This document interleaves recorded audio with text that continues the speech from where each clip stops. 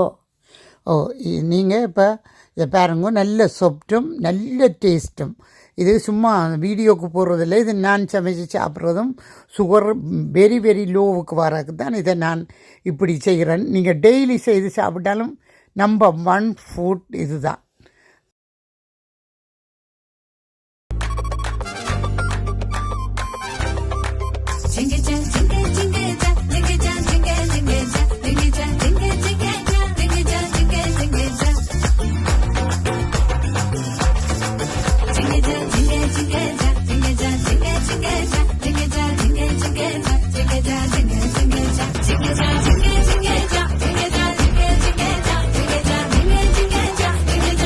இந்த குரக்கன் இந்த அளவு 1.5 சுண்டு. அதே நேரம் உளுந்து 1.5 சுண்டு. இதான் சைஸ் அளவு. அடுத்தது ரைஸ். இந்த ரைஸ் 1/4 கப்பு பழைய சோறு சாதம். இது அவல் இனி தண்ணி ஊற்றி 10 மினிட்ஸ்லேயே அடிக்கலாம். இதுவும் 1/4 கப்பு.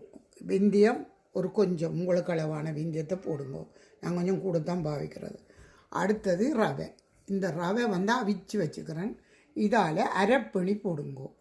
அதோட இது எல்லாம் இந்த குரக்கன் தனி அடிக்கணும், உளுந்து விஞ்சியும் தனி அடிக்கணும், ரைஸ் அவல் இதெல்லாம் நீங்கள் போட்டு அடிக்கலாம்.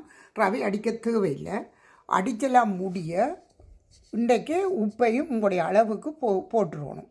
போட்டு மூடி விட்டால் புளிச்சிடும். நாளைக்கு ஒரு 12 hours எடுத்து அவியுங்கோ. அதான் வேலை.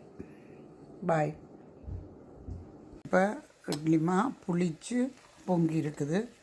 இனி ஊற்ற போகிறோம் சட்டியில். இப்போ நீங்கள் இந்த தண்ணியை திறந்து விட்டுட்டு கூழ் தண்ணியை இந்த பின்பக்கத்துக்கு பிடிக்கணும். இப்படி பின்பக்கம் பிடிச்சிட்டு ஒரு 3 minutes ஆற விட்டுட்டு எடுத்தியால அப்படியே ஒன்றும் ஒட்டாமல் வரும். இதான் வேலை. திரும்ப இங்கே இப்போ பாருங்க, நான் எடுத்து காட்டுறேன்.